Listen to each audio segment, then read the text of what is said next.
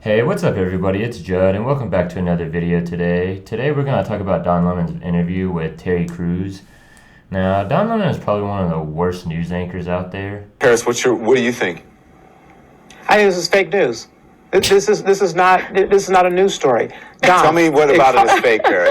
I didn't interrupt any of you all. Let me just tell you why. The president is not breaking any laws, and he's not doing anything. It's not his Okay, fault. Paris, hold on. Let me ask you this. No, Let me ask you. I'm going to let you finish. Do you actually know what the definition of fake news is? What we're doing right now.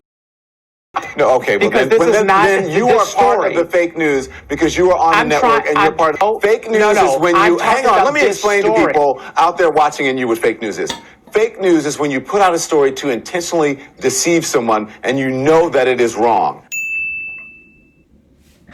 I don't know of anyone who has put out a story in the mainstream media that I can think of right now to intentionally deceive anyone. This story that we're doing right now is not to intentionally deceive anyone. We are simply talking about the cost to keep a president safe, the Secret Service cost, and where the pros and the cons, and as Andre said, and if there are ways that we can maybe able to work on that to make it fiscally better for the American people. There's nothing fake about that. Please stop it with that stupid talking point that it is a fake news story. If you don't want to participate in the news stories on this network, then don't come on and participate.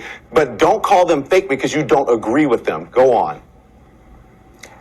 Don, this is a fake news story, in my opinion, because the underlying assumption thank you very much, everyone. Thanks, everyone.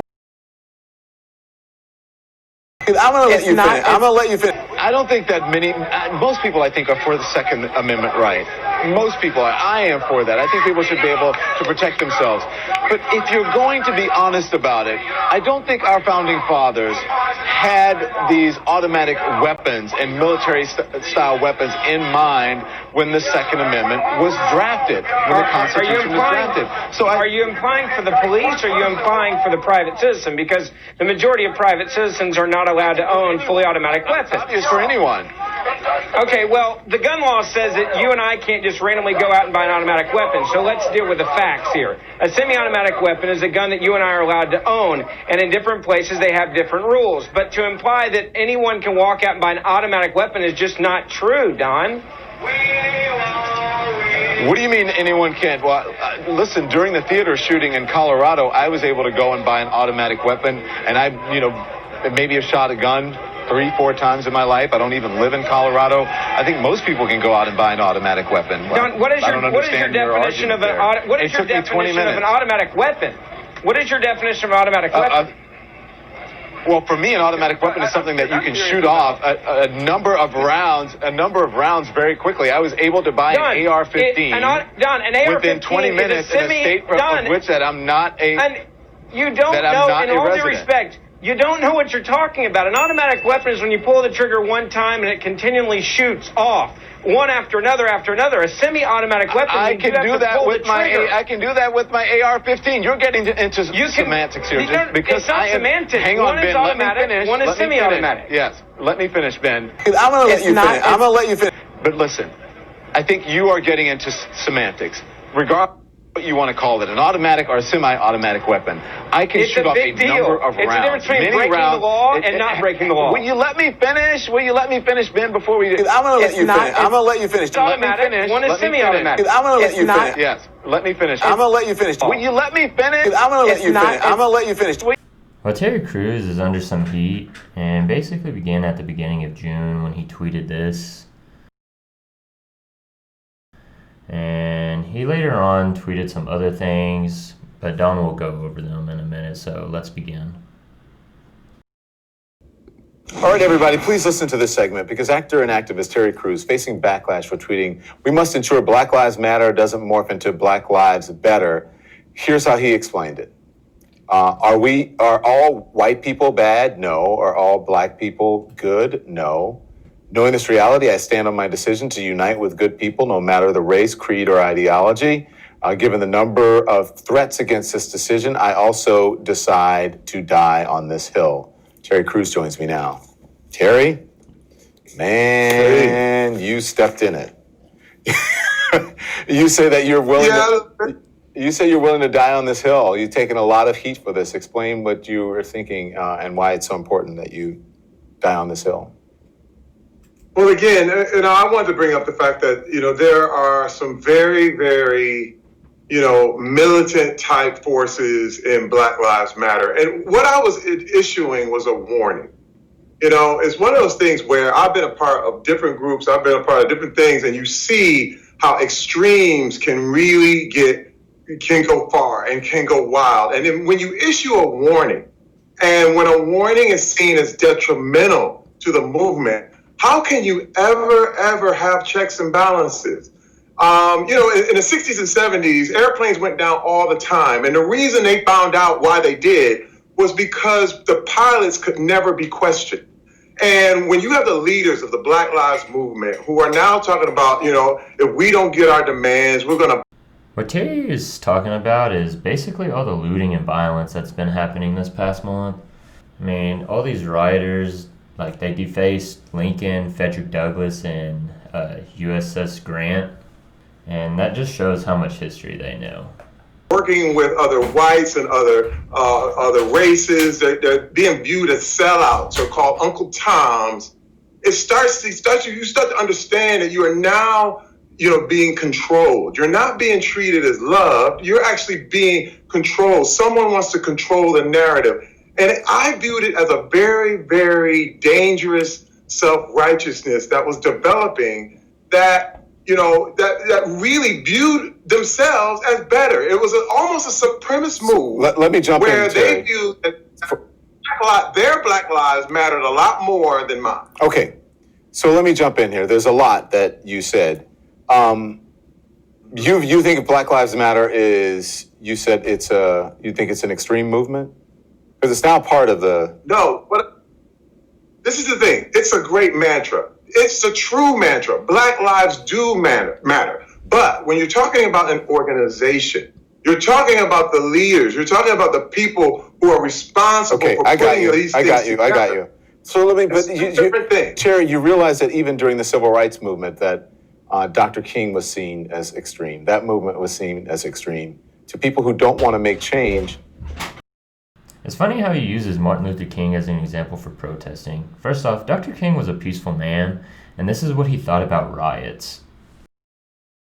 I feel that violence will only create more social problems than they will solve. That in a real sense it is impractical for the Negro to even think of mounting a violent revolution in the United States. So I will continue to condemn riots and continue to say to my brothers and sisters that this is not the way. Continue to affirm that there is another way. Movements are seen as extreme. You can paint them easily as an extreme when they are not. This is very true, but also when you're talking about MLK, you talk about Nelson Mandela, and even Malcolm X, they all realized that you had to have a non-racial component to these kind of movements, or there will be resentment. There will be get back. There will be, one of these people will tend to, listen, I don't want to move from one oppressor to the next. And one thing is really who's the next oppressor? Who's the next oppressor?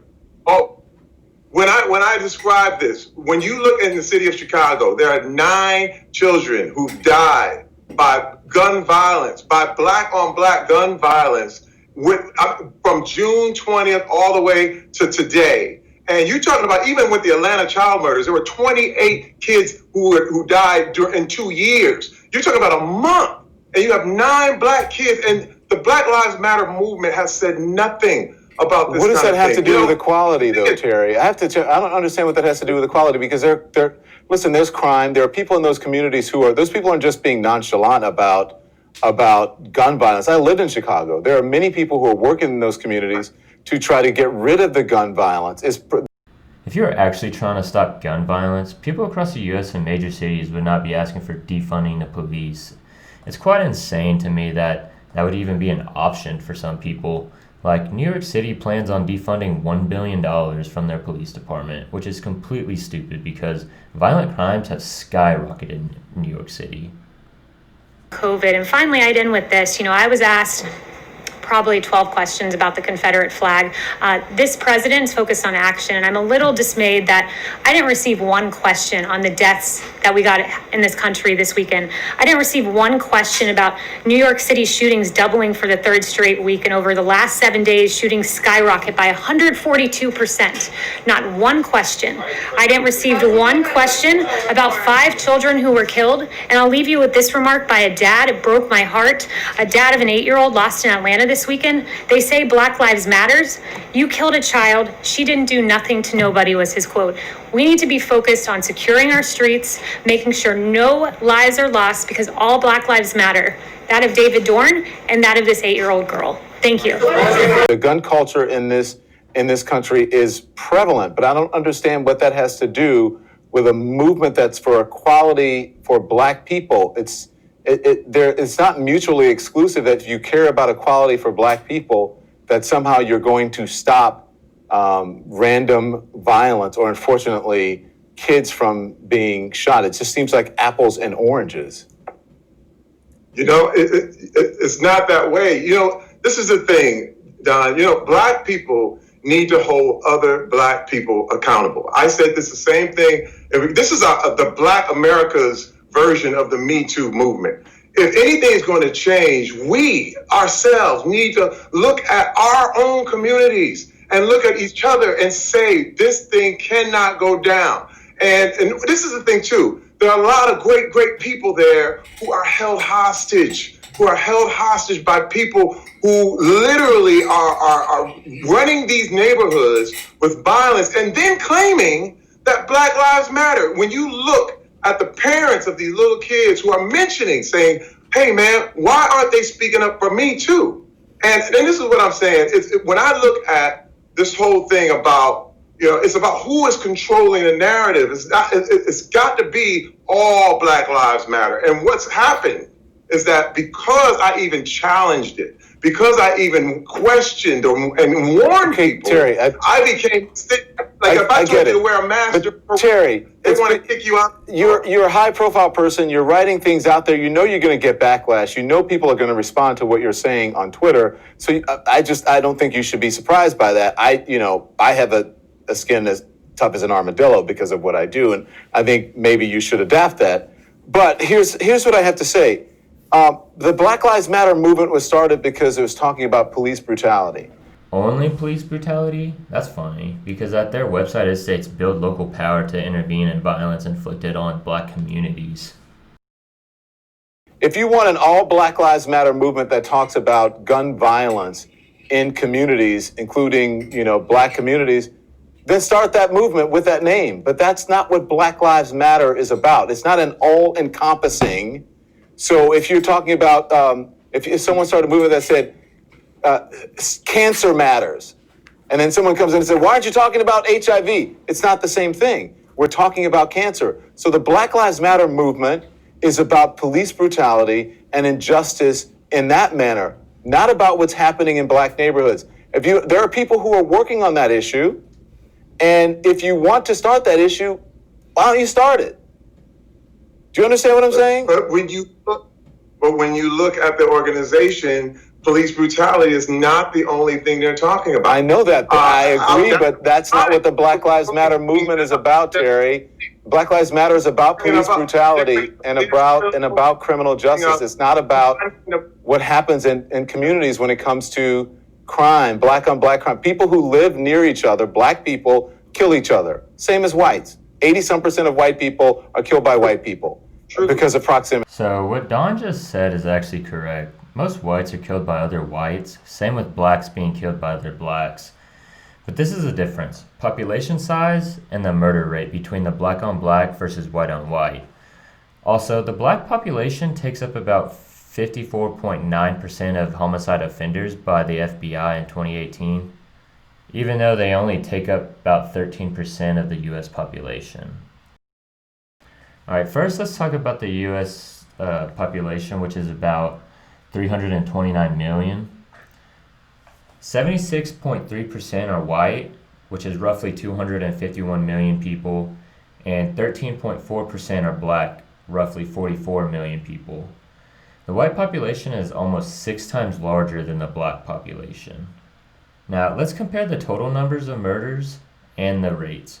Multiple studies and articles have shown that black on black crime is about 90%, usually 93 to 94%. White on white crime happens about 84-85%. There are about 7,000 black victims compared to the 6,000 white victims yearly. So I'm going to do the math, and these numbers will come from the FBI statistics from 2018. There were 7,407 black homicides. Now, 93% of 7,407 is 6,888. So 6,888 black people were murdered by other blacks, while the other 519 were killed by another race. White victims were at 6,088. Now, 85% of 6,088 is 5,174.8. So we'll round that up to 5,175. Now let's find out the rates between the two. With the black population at 44 million, we'll divide that number of blacks killed by other blacks, which is 6,888. This equals 6,388. So for every 6,388 black people, one black is killed by another black. For the whites, their population is at 251 million, and that will be divided by 5,175. This equals 48,502. So for every 48,502 white people, one is killed by another white. Finally, we divide 48,502 divided by 6,388, which is 7.5. So black on black murder is 7.5 times more likely to happen compared to white on white murder. That's why using the whites commit 80% of murder against other whites is a dumb argument. Very true. It's the same thing with black people. But That happens in every single neighborhood. But that doesn't, again, I'm not saying that's not important that those kids died, but it's a different movement.